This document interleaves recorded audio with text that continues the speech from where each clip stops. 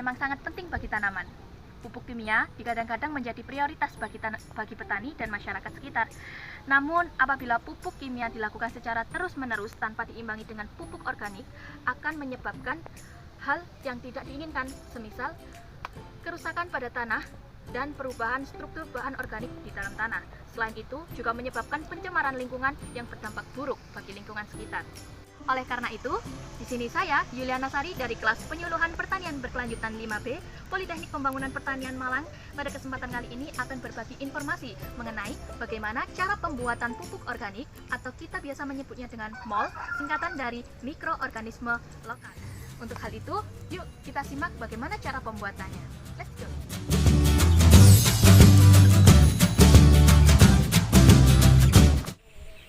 Nah, teman-teman sekalian, di sini sudah tersedia alat dan bahan apa saja yang dipersiapkan untuk pembuatan MOL. Dan berikut adalah bahan-bahannya. Nah,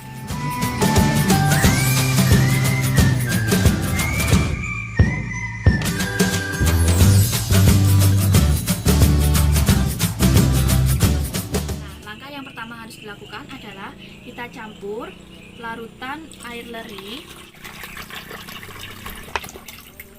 Campur air leri sebanyak 2 liter, kurang lebih 2 liter, dan kita tambahkan tetes.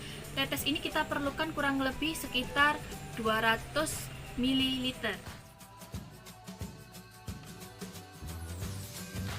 Yang terakhir kita masukkan bonggol pisang.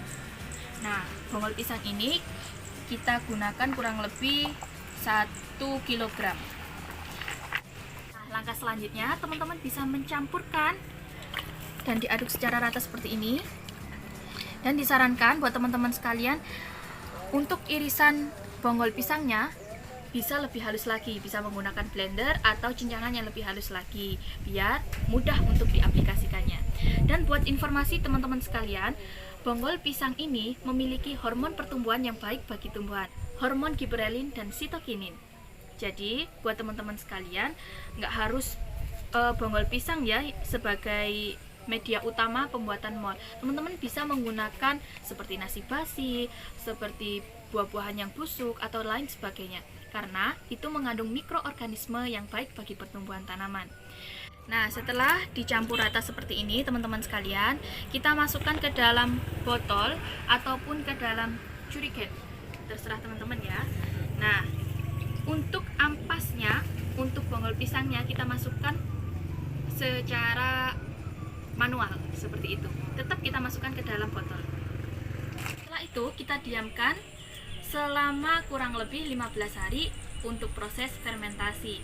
Dan jangan lupa buat teman-teman sekalian, setiap 2 hari sekali kita harus membuka tutupnya dikarenakan membuang gas udara yang berada di dalam botol agar tidak meledak seperti itu. Karena proses ini menggunakan proses anaerob atau proses tanpa udara.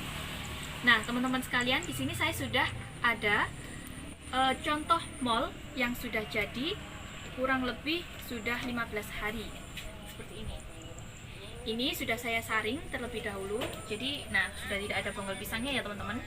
Dan ciri-ciri MOL yang sudah berhasil atau dikatakan sudah jadi adalah berbau seperti tape.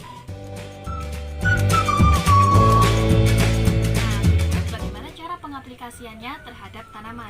Langkah yang pertama, kita siapkan air kurang lebih 1 liter, air biasa. Nah, lalu kita campurkan hasil MOL kurang lebih 500 ml. Kita campurkan seperti ini. Nah, tinggal kita aplikasikan ke tanaman.